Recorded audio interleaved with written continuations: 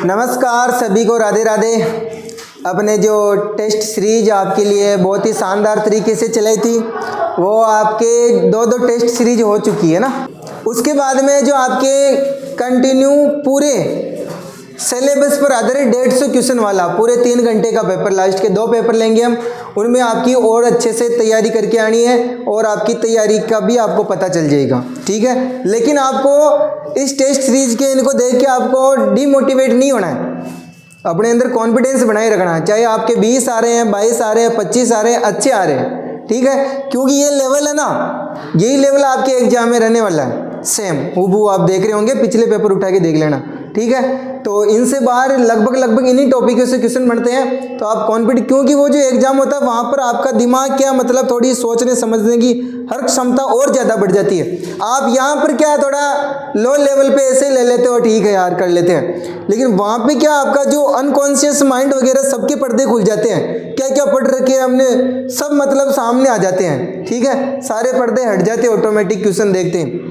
तो आप अपने अंदर विश्वास बनाए रखिए और सदैव इतना विश्वास रखिए हमने बेस्ट पढ़ा है और अच्छा पढ़ा है और अपना नंबर आएगा। बस यही विश्वास रखना है, क्योंकि सब आपके जैसे ही हैं, सब आप जैसे ही पढ़ रहे हैं। कोई इतना महान वीर नहीं है जिसको सब में से सब सारे के सारे क्वेश्चन आए। तो आपको इतना सा कॉन्फिडेंस रखना है और लगातार बने रहना है। और सर बोले थे भी आप इसकी PDF अपने टेलीग्राम से भी प्राप्त कर सकते हो। वेद एकेडमी चैनल है, उसको भी आप ज्वाइन कर सकते हो, और SRK अल्टीमेट जो मेरा चैनल है उसको भी ज्वाइन कर सकते हो, ठीक है। वहाँ से आपको PDF मिल जाएगी। इसके अलावा सॉल्यूशन वगैरह आप यूट्यूब से ले रहे हो, ठीक है।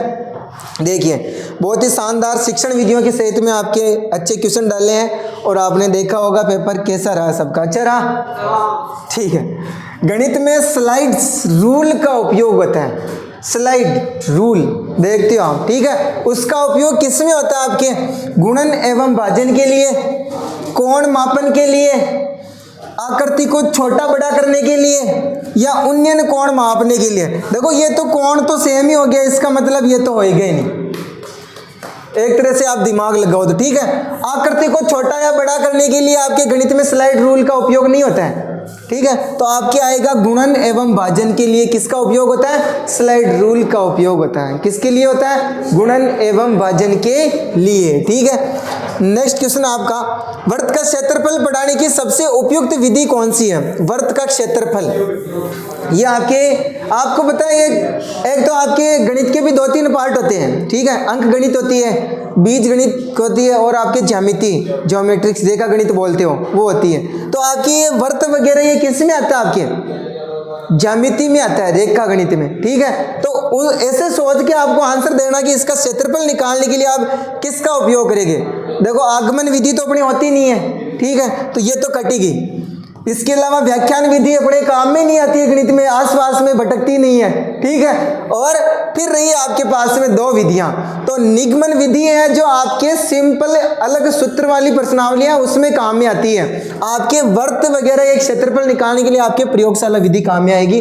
पहले ये है तो आपको पहला ऑप्शन ये करना है, ये नहीं होता तो आप दूसरा ऑप्शन उस पर जा सकते थे, समझ में आया। क्योंकि प्रयोगशाला विधि में आपको पता है आपके मॉडल्स, चार्ट्स वगैरह सारे उसमें रूलर प्रकार वगैरह ज्यामिति के सभी सामान होते हैं ज्योमेट्रिक्स में, तो आप वहां से वृत्त का क्षेत्रफल आसानी से निकाल सकते हो। सबसे उपयुक्त विधि क्या होगी इसमें? प्रयोगशाला विधि होगी। ज्यादा फोकस आपको इस पे करना है, ठीक है, ध्यान रखना।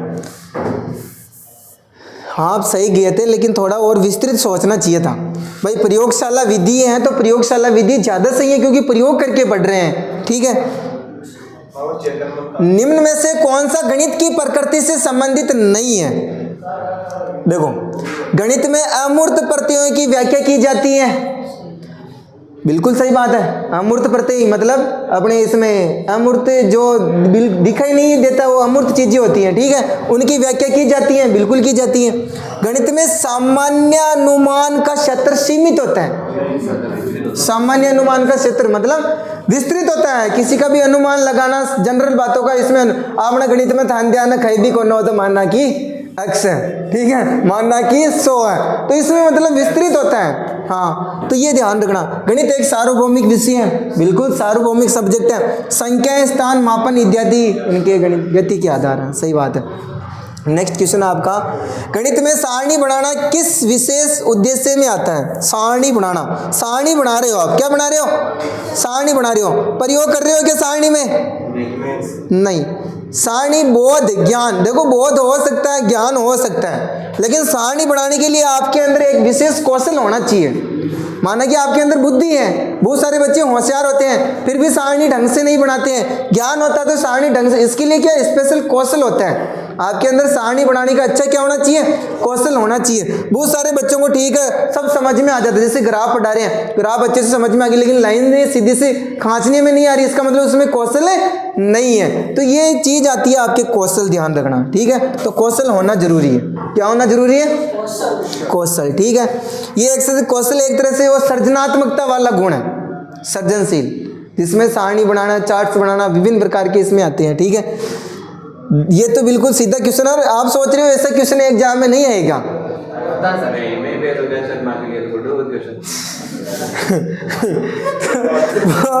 बहुत इजी क्वेश्चन है, ठीक है, संख्या पद्धति का, लेकिन ये प्रश्न आ रखा है, ध्यान रखना।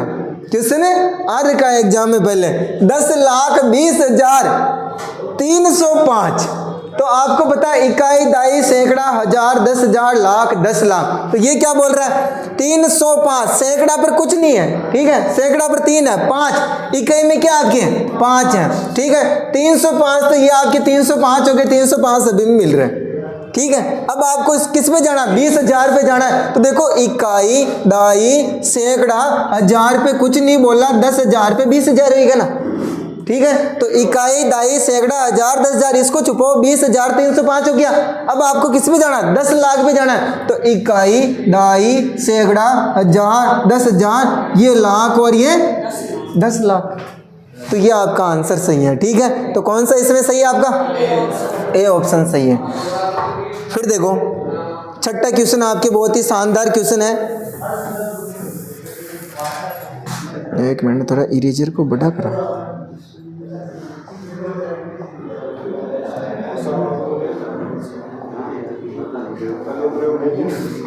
देखिए छठा क्वेश्चन देखो।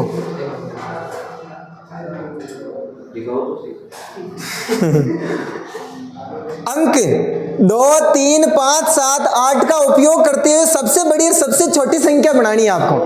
तो अगर आपको सबसे बड़ी संख्या बनानी है तो आपको अंकों को अवरोही क्रम में जमाना है। कौन से क्रम में जमाना है? और सबसे छोटी संख्या बनानी है तो अंकों को आरोही क्रम में जमाना है। तो आपको ऐसा जमाना था, ठीक है। मतलब बताओ सबसे छोटी संख्या कौन सी, सबसे बड़ी कौन सी है? पहले आप अवरोही बना लो ना। सबसे बड़ी कौन सी है? 8 है, उससे छोटी 7, उससे छोटी 5, उससे छोटी 2 है। अब आपको आरोही क्रम में व्यवस्थित करनी है तो ऐसे कैसे आरोही क्रम में ही है, 2, 5, 7 और 8, ठीक है। अब इसको क्या निकालना है? इन दोनों संख्याओं का अंतर ज्ञात कीजिए, बताइए कि यह अंतर निम्नलिखित में से किससे विभाजित नहीं है। तो पहले तो आपको इनका अंतर निकालना है, उसके बाद में देखना पड़ेगा कि ये इनसे विभाजित है या नहीं है, ठीक है। तो निकालो, 12 में से 8 गए तो 4 आ गए, 4, 14 में से 7 गए तो 7, और यहाँ पर बच गया आपका 6 में से 5 गया तो 1, 6 बच गए। ये आपके कितना आया? 6,174। इसके बाद में आपको भाजकता के नियम आना जरूरी है। कम से कम आपको 9 तक की भाजकता के नियम तो याद रखो। 2 की भाजकता का नियम क्या है? इकाई के अंक में 0, 2, 4, 6, 8 दिखते हो तो 2 को भाग जा रही हो, आंख के नीचे देख रहे हो कौन भाग दे रही, ठीक है। इसके अलावा 3 की भाजकता का नियम, संख्या के अंकों के योग में यदि 3 का भाग जा रहा है तो आप 3 का भाग दे सकते हो। देखो 7 और 4 11, 11 और 1 12 और 6 12 और 6 18, 18 में 3 का भाग जाता है, 3 6 18, तो बिल्कुल 3 का भाग जाता है, ठीक है। और इसके अलावा 5 की भाजकता का नहीं, इकाई के अंक में 5 होना चाहिए, बाकी 0 तो 2 का भाग भी चला जाता है। वैसे 0 5 होना चाहिए, 5 का भाग जाता है, लेकिन 0 तो उसमें 2 का भाग भी जाता है, ठीक है। उसके बाद में आपके 7 की भाजकता का नियम आपको थोड़ा सा क्रिएट करना पड़ता है, उसका डायरेक्ट रूल नहीं है, ठीक है, बनाना पड़ता है। हाँ, 9 की भाजकता का नियम क्या है? संख्या के विषम स्थानों के अंकों के योग के अंतर, नहीं सॉरी वो 11 का नियम है। हाँ, इसमें भी वही है, संख्या के अंकों के योग, जिसमें 3 का भाग जाता है उसमें 9 का भाग जाता है, ठीक है। और बाद में 11 की भाजकता का नियम है, संख्या के विषम स्थानों के अंकों के योग के अंतर में 0 बचना चाहिए, 11 बचना चाहिए, यानी 11 की भाग जाना चाहिए उसमें, तो आपके उसमें 11 का भाग चला जाता है। तो आपको नॉर्मली छोटी सी संख्या दे रखी है, इधर देखो तो देखो 2 बिल्कुल इकाई के अंक में 4 है तो आंख नीच के 2 का भाग जा रहा है, 3 और 9 तो सेम ही है और 3 को जा रही हुई तो 9 को भी जाए, बात खत्म। तो आपके किसका नहीं जाएगा, 5 का भाग इसमें कभी भी नहीं जाएगा। समझ में आया। फिर देखो क्वेश्चन नंबर 7, निम्न में से कौन से विकल्प में 2 का स्थानीय मान 2 है।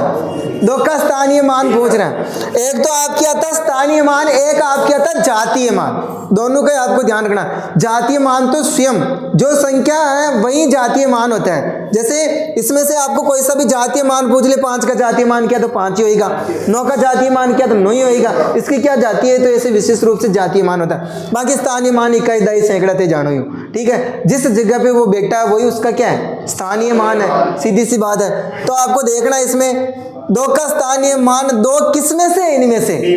देखो यहाँ पर 2 का स्थानीय मान 2000 है, यहाँ पर 2 का स्थानीय मान 20 है, 2 का स्थानीय मान 200 है, 2 का स्थानीय मान 2 यहाँ इकाई। तो कौन सा ऑप्शन सही होगा, डी ऑप्शन सही होगा। समझ में आया।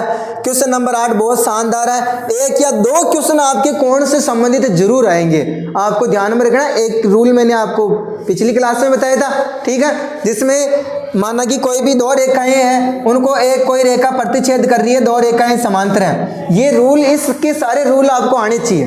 यहाँ पर कौन कौन से कोण बनते हैं, संगत कोण बनते हैं, एकांतर कोण बनते हैं, इसके अलावा यहाँ पर शीर्षाभिमुख कोण बनते हैं, ठीक है। तो ये सब कोण बराबर होते हैं, शीर्षाभिमुख कोण बराबर होते हैं और एकांतर कोण बराबर होते हैं। जहाँ जहाँ जेड बनता है वहाँ पर एकांतर, यदि कोण एकांतर कोण बराबर है तो रेखाएं समांतर होती है, रेखाएं समांतर होती है तो एकांतर कोण बराबर होते हैं। दोनों तरफ से रूल चलता है, ठीक है। और संगत कोण होते हैं एक ही दिशा में साथ साथ चलने वाले कोण। ये एक बनता है इसमें रेखी कोण युग्म, ध्यान रखना रेखी कोण युग्म सदैव कितना डिग्री का होता है, 180 डिग्री का होता है। इसके अलावा इसमें बनता है आपके तिर्यक रेखा के एक ही ओर बने अंतराभिमुख कोण, उनका योग भी आपके 180 डिग्री होता है। और इसे आपको लैंग्वेज में भी क्वेश्चन दे सकता है, तो आपको ध्यान में रखना। दूसरा क्वेश्चन ये है, मैंने आज आपको सरल दिया था, ठीक है, आ गया होगा आपको।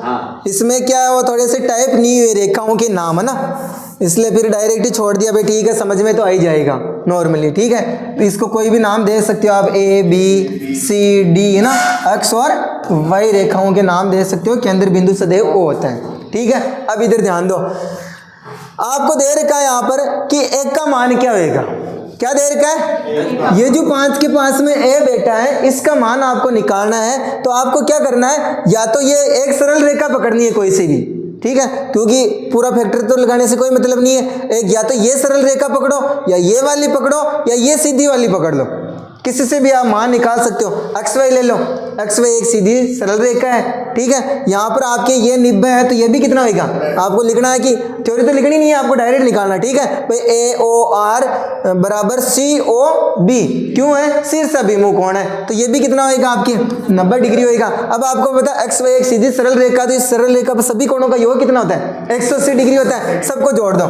40 प्लस 90 प्लस 5A बराबर 180 डिग्री, सबका योग 180 होता है। जोड़ो, कितना हुआ, 130 प्लस का तो उधर आती किसका हो जाएगा, माइनस का हो जाएगा। मैंने आपको बताया था बराबर ये एक नदी है, क्या है, नदी है।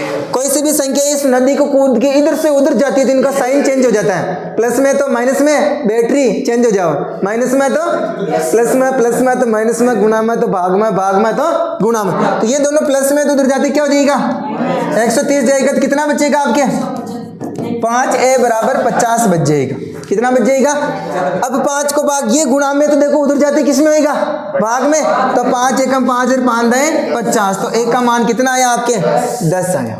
कितना आया, 10। समझ में आया होगा। और ऐसे क्वेश्चनों के लिए आपको तैयार रहना है, ठीक है, और ध्यान रखना आपको जरूर आना चाहिए। और ऐसे यदि आपको क्वेश्चन पढ़ने हैं तो आपको 9th की किताब लेनी है। कौन सी किताब लेनी है, 9th की किताब लेनी है, और 8वीं की किताब लेनी है गणित की। वहाँ पर ऐसे शानदार क्वेश्चन दे रखे हैं जहाँ से डायरेक्ट क्वेश्चन पहुँचता है, तो उदाहरण में से देता है, या फिर किताब के डायरेक्ट जो पर्सनालिटी वाली प्रश्न होती है ना, उसमें से उठा के क्वेश्चन देता है डायरेक्ट, हर बार वहीं से दे रखे हैं, देखना आप, ठीक है। पिछली बार जो आ रखे क्वेश्चन,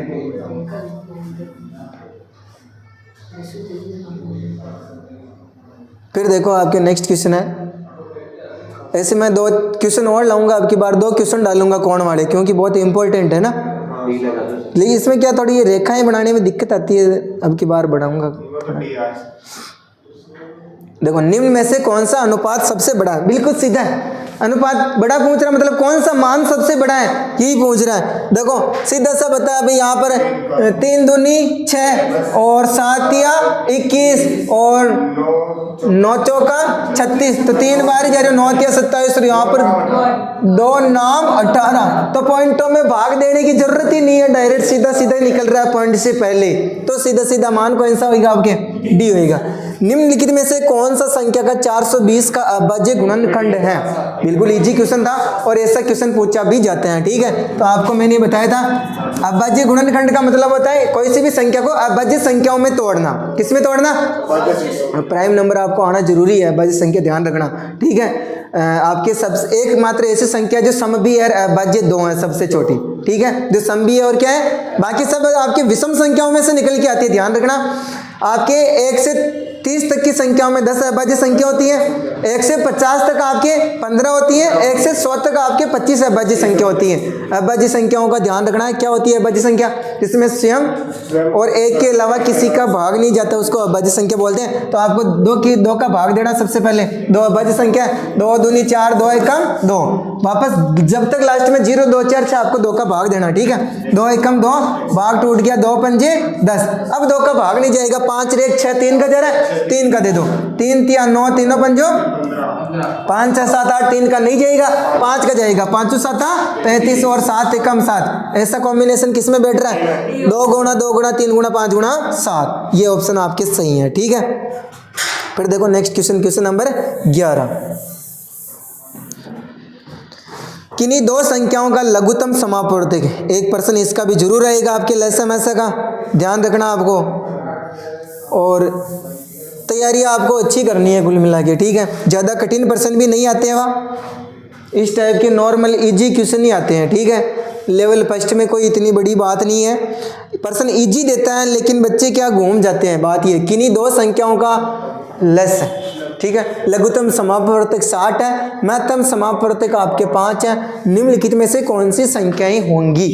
आपको इसमें से 2 फॉर्मूले तो आपको याद रखनी है लेसम ऐसे में, ठीक है। ऐसे आपको तो वो अभाज्य गुणनखंड विधि से तो आप लेसम ऐसा निकाल ही लेते हो, लेकिन इस टाइप के क्वेश्चन बने यहाँ पर आपके 2 फॉर्मूले ज्यादा काम में करता है। एक तो दोनों संख्याओं का गुणनफल है ना, पहली संख्या इंटू दूसरी संख्या बराबर लस गुणा मस है ना, लस गुणा मस होता है। इसमें से आपको 3 मान दे सकता है और 1 मान पूछ सकता है। एक तो ये फॉर्मूला बहुत ज़्यादा चलता है, ठीक है। इसके अलावा आपको 2 का लस मस कॉम्बिनेशन दे सकता है, इसमें से आपको संख्या पूछ सकता है, ठीक है। तो आपको ऐसे ध्यान रखना, इस प्रश्न का आपका सीधा सा सॉल्यूशन आंसर में से निकाल सकते हो, ऑप्शन में से भी, और आप फैक्ट से भी निकाल सकते हो। ऑप्शन से निकालो तो बहुत सीधा है, मैंने आपको बताया था। लस से क्या होता है आपका लघुत्तम समापवर्तक, वह छोटी से छोटी संख्या। लस क्या होता है? वह छोटी से छोटी संख्या जिसमें इन संख्याओं का भाग जाता हूं, वो क्या होता है आपका? लस होता है। मस क्या होता है? वह बड़ी से बड़ी संख्या जिसका इनमें भाग जाता हूं, ये लस मस का आपको ध्यान में रखना है, ठीक है। तो इसका आपको सीधा सा क्वेश्चन आंसर देना है कि संख्याओं का अनुपात बटेवा लस गुणा मस होता है, ठीक है। पहली संख्या बटेवा दूसरी संख्या बराबर लस बटेवा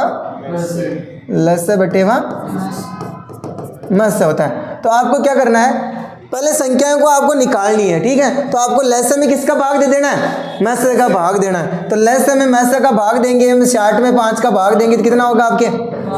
12 पंजो 60। कितना होगा?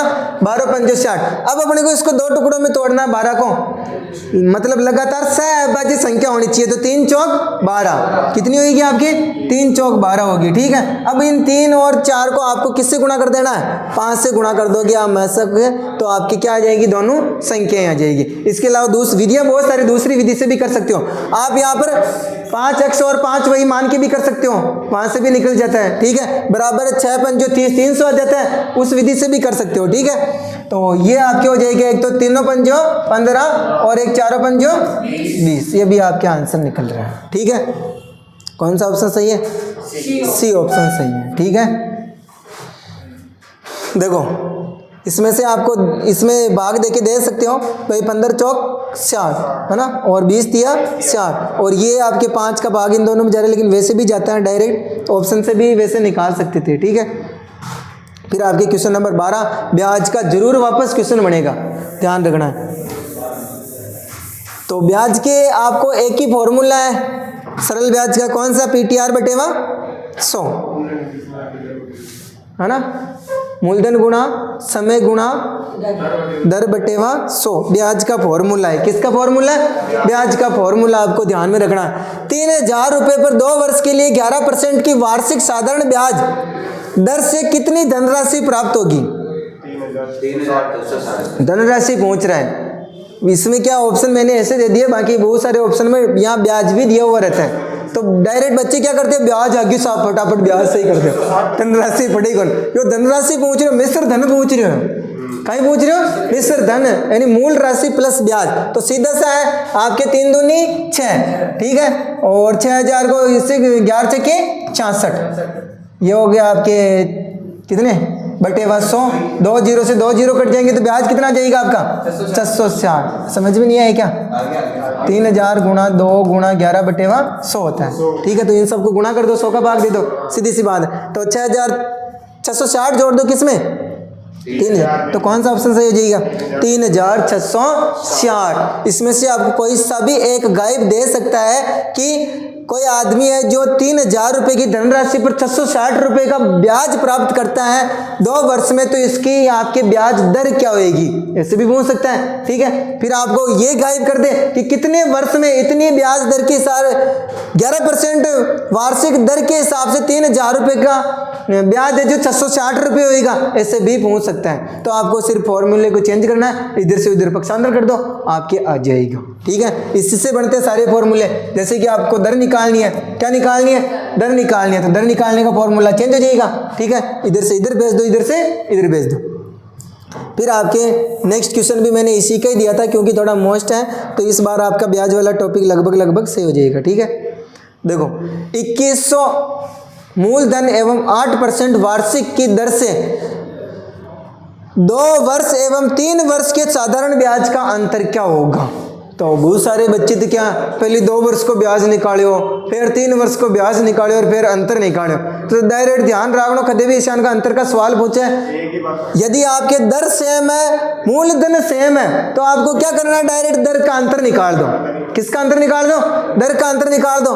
2 वर्ष सॉरी समय का अंतराल दे रहा है ना भाई, 2 वर्ष 3 वर्ष, तो समय का अंतर निकाल दो। दर बोले तो दर का अंतर निकाल दो, जिसमें वो अंतर दे रहा है उसका अंतर निकाल दो, डायरेक्ट हल कर लो, ठीक है। तो 2 वर्ष और 3 वर्ष, तो 1 वर्ष को अंतर ही तो बच्चों, तो 1 वर्ष में निकाल दो डायरेक्ट। देखो 21 8 168, 168 2 0 से 2 0 तो कट गया, 168 क्या आ गया आपके आंसर आ गया। तो आपके कौन सा होएगा, बी ऑप्शन होएगा। क्या होएगा, सीधा किया ना, पूरा डिटेल से ऐसे नहीं करना। अब ध्यान रखना आपको, यदि आपके सेम दर दे रखी है, यहाँ पर आपके वर्ष भी दे सकता है, दर अलग अलग दे सकता है, इतनी दर और इतनी दर के हिसाब से कितना अंतर होएगा, तो आपको डायरेक्ट दर का अंतर निकाल लेना। समय अलग अलग दे रखा तो आपको डायरेक्ट समय का अंतर निकाल के डायरेक्ट हल कर लो, आपका आंसर आ जाएगा, ठीक है। नेक्स्ट क्वेश्चन आपके, ये टाइम बचाने का तरीका होता है, ठीक है। एग्जामिनर क्वेश्चन देता है, हर चीज के फैक्ट देखो, आपकी कम से कम समय में सवाल हल हो रहा है शायद ऐसा, ठीक है।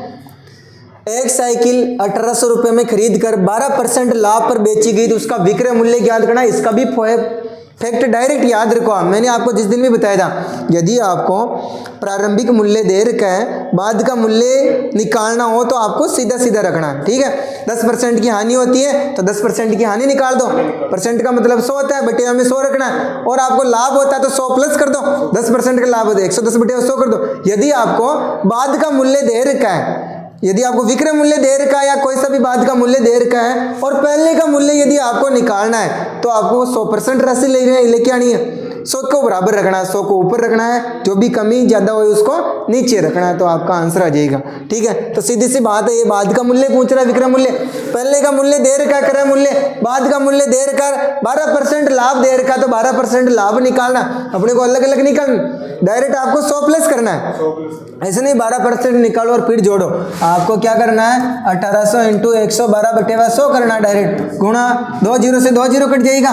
ठीक है, इन दोनों को गुणा किया तो आंसर कितना है आपके 2016 आंसर आ जाएगा। ठीक है, 18 को 112 से गुणा करेंगे तो कितना आ जाएगा 2016। ये क्वेश्चन भी बहुत अच्छा, देखो आपको सारी इकाइयां आनी जरूरी हैं। 1 किलोग्राम में कितने ग्राम होते हैं 1000 ग्राम होते हैं, और 1 लीटर में कितने मिलीलीटर होते हैं 1000 मिलीलीटर होते हैं, और आपके किलोग्राम हो गया, ग्राम हो गया, 1 किलोमीटर में 1000 मीटर होते हैं, 1 मीटर में कितने सेंटीमीटर होते हैं 100 सेंटीमीटर होते हैं, और 1 सेंटीमीटर में कितने मिमी होते हैं 10 मिमी होते हैं। स्केल होती है ना, स्केल, उसमें 1 सेंटीमीटर होता है छोटा सा, उस सेंटीमीटर में अपने छोटी छोटी लाइनें और रहती हैं, उनको मिमी बोलते हैं, तो 1 सेमी में 10 मिमी होती है। ये सब इकाइयाँ आपको आनी जरूरी है। ठीक है, आपका पूरा टॉपिक दे रखा है, बार, नाप, तोल, नाप वगैरह, एक अलग से टॉपिक दे रखा है। ठीक है, तो ये आपको ध्यान में रखना है। तो 1 वर्ग मीटर बराबर x वर्ग मिलीमीटर, मान दोनों तरफ बराबर है, यदि इधर भी मीटर देता तो इधर भी मीटर होता, लेकिन इधर किस में दे दिया मिलीमीटर में, तो आपका 1 वर्ग मीटर में कितने वर्ग मिलीमीटर होंगे। ठीक है, तो 1 मीटर में कितने आपके मिलीमीटर होते हैं 1000 होते हैं, कितने होते हैं 1000 मिलीमीटर होते हैं, लेकिन ये क्या पूछ रहा है वर्ग मीटर दे रखा है, तो आपको 1000 से और गुणा करना पड़ेगा, तो आपके आंसर आएंगे 1 के 6 जीरो, 1 के कितने जीरो 6 जीरो। ठीक है, तो ऑप्शन नंबर डी सही है। कौन सा सही है, ऑप्शन नंबर डी सही है। 1 वर्ग मीटर बराबर x वर्ग मिलीमीटर होता है, तो आपको x का मान पूछ रहा है, किसका मान पूछ रहा है x का मान पूछ रहा है, तो 1 मीटर में आपके 1000 मिलीमीटर होते हैं, 1000 मिमी है ना, तो ध्यान रखना आपको x का मान निकालना, तो आपको 1000 गुणा क्या करना है 1000 गुणा है। ठीक है, मिमी पूछ रहा है मिमी, यदि आपके सेंटीमीटर पूछता तो 100 गुणा 100 ही करते हैं, अच्छा उससे गड़बड़ कर दिए क्या मिमी, अब देखो ना मिमी पूछ रहा है तो 10 से और एक्स्ट्रा गुणा करना पड़ेगा ना, 1 मीटर में 100 सेंटीमीटर होता है। ठीक है, और 10 मिमी और हो गया 10, तो डायरेक्ट 1000 गुणा 1000 हो गया मिलीमीटर, तो 1 मीटर में 1000 मिलीमीटर होते हैं, ऐसे याद रखो, तो डायरेक्ट याद रखो, तो 1 मीटर में कितने मिमी होते हैं 1 मीटर में कितने मिमी होते हैं 1000 मिमी होते हैं, डायरेक्ट याद रखो, तो ठीक है, और 1 सेमी में 10 मिमी होते हैं। ठीक है, अब ध्यान रखना, ऐसी इकाइयों में इजी क्वेश्चन भी अपने गलत हो जाते हैं।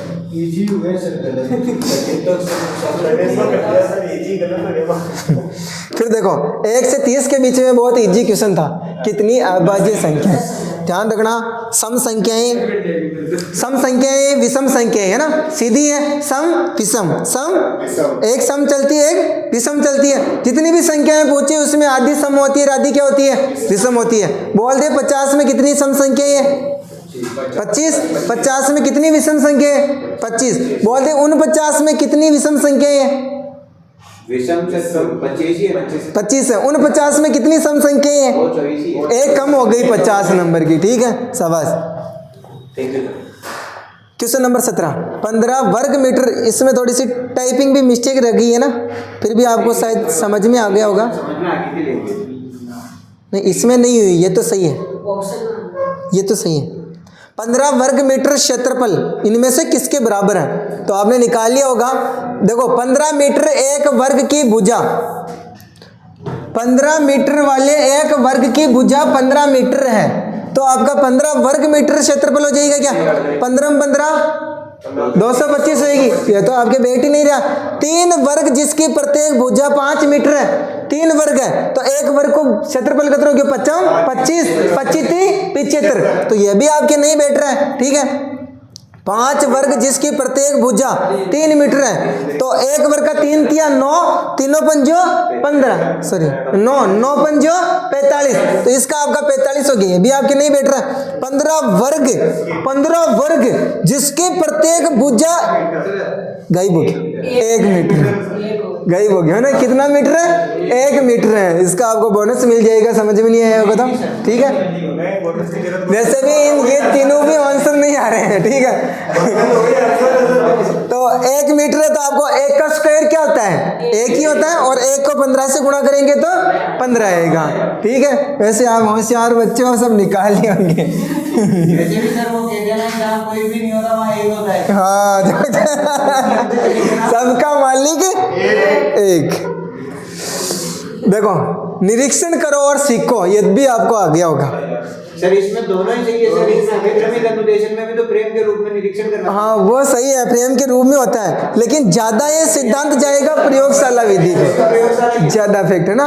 तो आपको ज्यादा यही तो साइकोलॉजी शिक्षण विधियां हैं, आपको इसमें 2 नंबर मिलते हैं, इसमें 3 में से 3 मिलते हैं। बीएसटीसी में पहले ऐसे चलता था, है ना, बीएसटीसी में पहले ऐसे चलता था, लेकिन अब उसमें भी सिस्टम चेंज हो गया, अब तो उसमें भी सही है, उसका आंसर मिलता है। तो करो और सीखो के सिद्धांत पर कौन सी विधि पर आधारित है, ये आपके प्रयोगशाला विधि पर आधारित है, जिसमें बच्चे स्वयं प्रयोग करके सीखते हैं, ठीक है, स्वयं खोज करते हैं, स्वयं प्रयोग करते हैं विभिन्न चीजों पर और स्वयं सीखते हैं, ठीक है। तो ये आपकी प्रयोगशाला विधि हुई।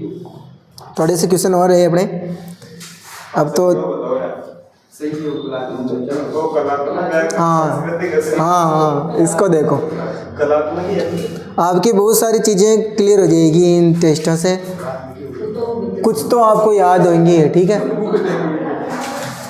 देखो इधर ध्यान दो, संगीत मानव के, इसमें से आपके क्वेश्चन मिलेंगे रीड में, ध्यान रखने में, मतलब लगभग हूबहू नहीं आएंगे तो भी मतलब घूम फिर के लगभग क्वेश्चन आएंगे, आप देख लेना, ठीक है। आप सोचोगे हाँ यार हमने सही काम किया। संगीत मानव के अवचेतन मन का अंक गणित की संख्याओं के, संगीत मानव के अवचेतन मन का अनकॉन्शियस माइंड का अंक गणित की संख्याओं से संबंधित एक आधुनिक गुप्त व्यायाम है। यह कठिन गणित के किस मूल्य पर आधारित है, वैल्यू पूछ रहा है, क्या पूछ रहा है, वैल्यू पूछ रहा है, मूल्य पूछ रहा है, ठीक है। बौद्धिक मूल्य होता है क्या, सांस्कृतिक मूल्य होता है क्या, सामाजिक मूल्य होता है क्या, नहीं होता है। गणित की प्रकृति या मूल्य सीधा सा होता है, कलात्मक होता है, सौंदर्यात्मक होता है और आनंददायक होता है। ध्यान रखना, कैसा कैसा होता है, कलात्मक होता है, सौंदर्यात्मक होता है, आनंददायक होता है। तो ध्यान रखना ये तीनों मूल्य नहीं होंगे, आपका कलात्मक मूल्य होगा। कौन सा होगा, कलात्मक मूल्य होगा, ठीक है। गणित ये 2-3 परिभाषा बहुत महत्वपूर्ण है जो थाने ध्यान रखनी, ठीक है। गणित सभ्यता एवं संस्कृति का दर्पण है, बहुत महत्वपूर्ण परिभाषा है और आपको ध्यान में रखनी है, ठीक है। किसकी है, होगबेन की, शाबाश, किसकी है, होगबेन की। इसके अलावा आपको गैलीलियो की परिभाषा याद रखनी है, ठीक है, और आपको लोक की परिभाषा भी आपको याद रखनी है। एक परिभाषा मैंने पीछे दी थी, रोजनबेंकन की दी थी। तो इन चारों की आपको परिभाषाएं अच्छे से पढ़नी है, ठीक है, ध्यान रखना। निदानात्मक परीक्षण का उद्देश्य है शिक्षक की कार्य कुशलता का पता लगाना। निदानात्मक शिक्षक की कार्य कुशलता को पता थोड़ा ना लगाओ, स्टूडेंट को पता लगा, है ना। तो ये आपके सही नहीं है। बालकों के विभिन्न कौशलों का विकास करना, थोड़ा बहुत हो सके लेकिन और आगे जाओ। गणित विषय की अध्ययन एवं अध्यापन प्रक्रिया में सुधार लाना, काम ही यही को निदानात्मक परीक्षण को कमियां को पता लगाबो और उपचार करबो, ठीक है। निदान और उपचार करना, निदानात्मक शिक्षण में यही होता है, निदान उपचार, फिर कमी रह गई है फिर पता करो, फिर उपचार करो, फिर भी कमी रह गई तो फिर और निदान करो। तो ये आपके इसमें चलता है, ठीक है। तो ये क्वेश्चन आपके बिल्कुल सही है, उपयुक्त जांच करना, सबसे ये ऑप्शन सही है सी। फिर आपके क्वेश्चन नंबर 22, प्राथमिक स्तर पर खेल में गणित शिक्षण कराने के लिए कौन सी व्यवस्था लागू नहीं होती है, आसानी से आगे हो गया हो ना। हाँ, प्राथमिक स्तर पर व्यवहारिक गणित का प्रयोग किया जाता है वैसे, है ना। इसमें आपके मोंटेसरी जो बिल्कुल मोंटेसरी, मारिया मोंटेसरी की बिल्कुल सही बात है। किंडरगार्टन बिल्कुल फ्रॉबेल ने दिया था किंडरगार्टन, और डाल्टन हेलन पार्कहर्स्ट के द्वारा भी मतलब प्राथमिक स्तर पर खेल खेल में ये भी देते हैं, लेकिन व्याख्यान विधि तो ध्यान है हिंदी में चल रहा है, ठीक है। और इसके अलावा इंग्लिश में इसमें व्याख्यान जहाँ पर लेक्चर देना होता है तो यहाँ पर अपने लेक्चर से कोई मतलब नहीं है, 1 से 5 तक खेल विधि में लेक्चर का कोई काम है नहीं है, तो सीधो आंसर निकल जाओ, ठीक है। क्वेश्चन नंबर 23 देखो एक बार, एक क्वेश्चन आपके आयतन से जरूर आएगा भाई, ठीक है। किससे आएगा? आपके आयतन से। देखो सीधो हो तो ध्यान है, आयताकार बक्से की आंतरिक, जहां पर आपको लंबाई चौड़ाई दी हुई है, क्या दी हुई है? लंबाई चौड़ाई दी हुई है, आपको दीवार की मोटाई आए या फिर आपको उसमें कोई पानी भरने के लिए आए, हवा भरने के लिए आए, और भी कोई द्रव भरने के लिए आए, या उसमें कोई भी बॉक्स वगैरह रखने हो, कोई भी संदूक, कोई कमरा हो, कुछ भी हो, तो वहां पर आपको आयतन पे जाना है। किस पे जाना है? क्षेत्रफल पे जब जाना आपको, जब किसी दीवारों के बाहरी पृष्ठ पर काम करना हो, रंगाई करनी हो, पुताई करनी हो, ठीक है, ऐसे मामलों में आपको कहाँ पर जाना है? क्षेत्रफल पर जाना है। तो आपके इसमें वैसे सीधा सीधा दे रखा है आयतन दे रखा है, ठीक है। तो 2 बक्से हैं, एक बक्सा, तो आयतन का सूत्र क्या अपने गनाब का? LBH, लंबाई गुणा चौड़ाई गुणा ऊंचाई, सीधा सा। तो इन तीनों को गुणा किया तो कितना है आपके? 18 दूना 36 है ना, और 15 चक्की 90, लाडू ने मुट्ठी में ले ले वो यहाँ टेंशन, गुना लंबा ज़्यादा लगा, ठीक है। मुट्ठी में लियो, 18 दूना 36, 5 रख दी, 360 हो गया। फिर लाडू ने लियो, ठीक है, और 15 चक्की 90 को 0, लाडू ने वापस रख दियो, ठीक है। 15 3 45, 45 और 9 कितने होते हैं? ठीक है। फिर आपके इसको आपने गुणा किया होगा तो 12 पंजो 60, ठीक है, और 18 चक्की 72, क्या पूछ रहे हैं? कितने गुना है, ठीक है। तो 0 0, 12 में से 4 गए तो 8, तो 18 कम 18 दूनी 36, इसमें भाग दे लो ना, काट दो आप, है ना। 72 कौन बोलिया? 18 चौक 72 हुआ है, चौक में समझ गया हूँ, ठीक है। तो बात ठीक है यार, इसमें ध्यान दो, ठीक है। इसका कितना आया आपने? 15 दूनी कहाँ गया? 15 दूनी 30 है ना, और 18 तिया 54, 54 सही है। फिर आपके इसका कितना आया? 12 पंजे 60 और 18 चक्की 108, ठीक है।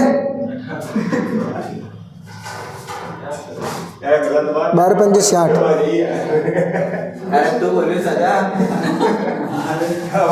अब देखो इनको काट लो, ये पूछ रहा है भाई ए बक्से का आयतन बी बक्से के आयतन का कितना गुना है, गुना पूछ रहा है। तो आपको सीधा सा इस 0 को तो इस 0 से काट देना है, ठीक है। अब आपको देख लेना, इसकी भिन्न बना के देख लो किसका कितना गुना है।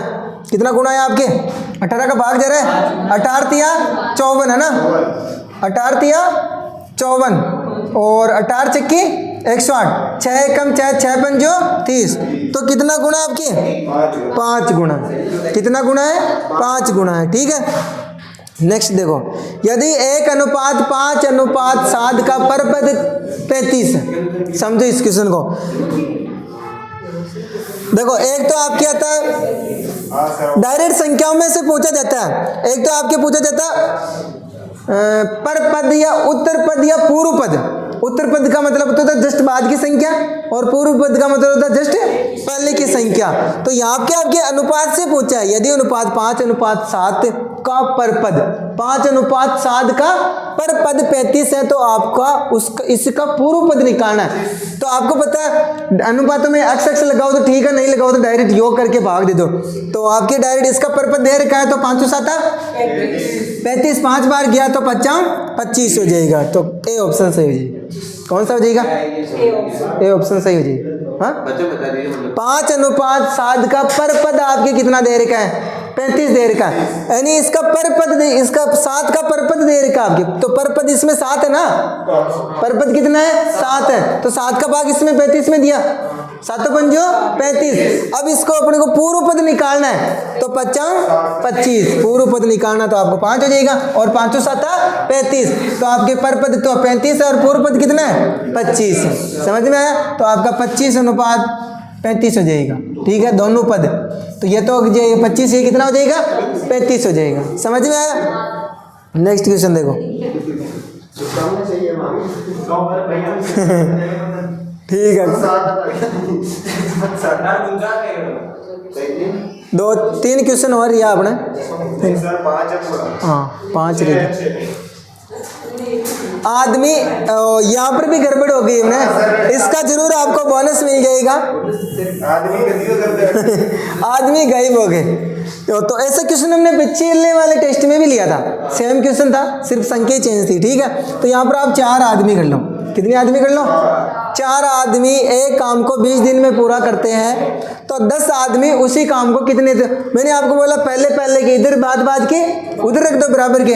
ठीक है, तो आदमी को मैन और वर्क, ठीक है, M1 MW बराबर M2 W2 कर लो, कोई दिक्कत नहीं है। ठीक है, तो आदमी कितने हैं इधर 4 गुणा 20 बराबर इधर आदमी कितने हैं 10 आदमी उसी काम को कितने टाइम पे करेंगे, तो 10 तो W 10 का भाग दे दो इधर। ठीक है, तो ये हो जाएगा आपका 4 दूनी 8, तो 8 में 10 का भाग दोगे तो 8 दिन में। कितने दिन में? 8 दिन में सही हो जाएगा। ठीक है, तो ऐसे क्वेश्चन को भी आपको ध्यान रखना।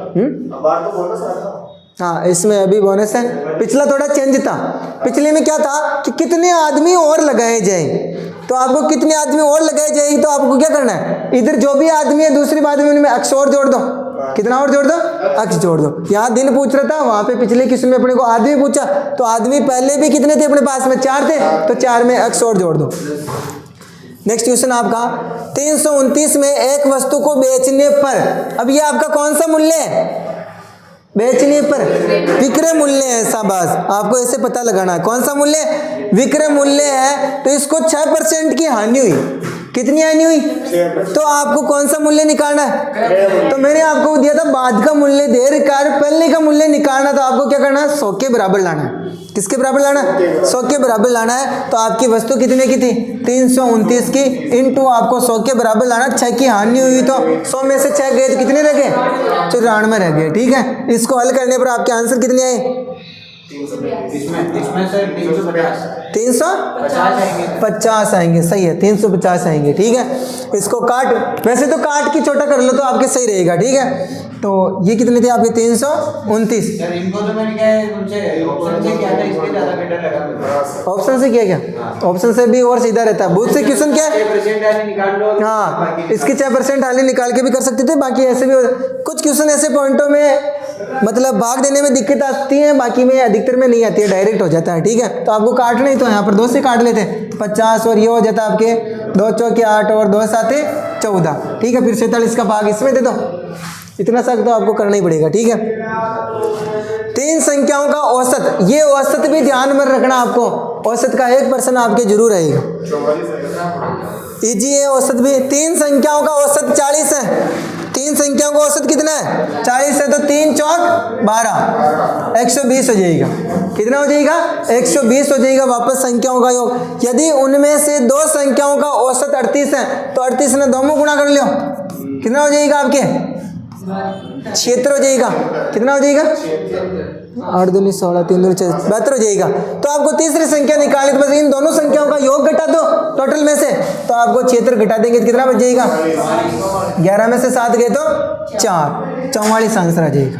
कौन सा आ जाएगा 44। ऐसे औसत के क्वेश्चन घूम फिर के छोटे छोटे इतने से घुमाते हैं, ज़्यादा नहीं घुमाते हैं। ठीक है, तो आपको इनको भी ध्यान में रखना है। नेक्स्ट क्वेश्चन आपके बहुत ही अच्छा था। अभी राष्ट्रीय पाठ्यचर्या की रूपरेखा, यह आपके साइकोलॉजी में भी दे रखा है। किस में दे रखा है? साइकोलॉजी में अलग अलग विषय के अलग अलग महत्व वगैरह दे रखे हैं। ठीक है, बिल्कुल सरल था। राष्ट्रीय पाठ्यचर्या रूपरेखा 2005 में यह उल्लेख किया गया है कि गणित शिक्षण महत्वाकांक्षी, सुसंगत और महत्वपूर्ण होना चाहिए। कैसा होना चाहिए? महत्वपूर्ण होना चाहिए। यहाँ महत्वाकांक्षी शब्द से क्या तात्पर्य है? निम्नलिखित में से किसकी उपलब्धि है? महत्वाकांक्षी संकीर्ण क्यों होगा?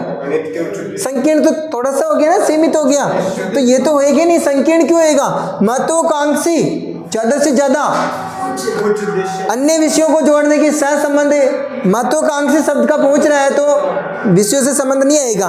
गणित के अनुप्रयोगों की सबसे इसमें बेस्ट आंसर आपके गणित के उच्च उद्देश्यों की, लक्ष्यों की और उपलब्धि के लिए बोल रहा है। ठीक है, तो महत्वाकांक्षी सबसे तात्पर्य है इसमें से किसकी उपलब्धि है? गणित के उच्चतम लक्ष्यों की।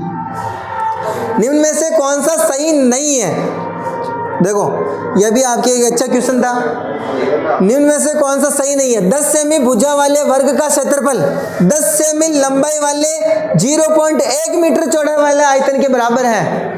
तो इसमें जिसने दिमाग लगाया है उसके सही होगा। देखो सदैव ध्यान रखना, क्षेत्रफल निकालने के लिए इकाई बराबर चाहिए। सेमी में तो सेमी में करना है, मीटर में तो मीटर में करना है। तो इसका आपके 10 सेमी भुजा वाले वर्ग का क्षेत्रफल क्या होगा? 10 दाएं 100 भुजा गुणा भुजा। इधर आयत का क्षेत्रफल क्या होता है? लंबाई गुणा चौड़ाई।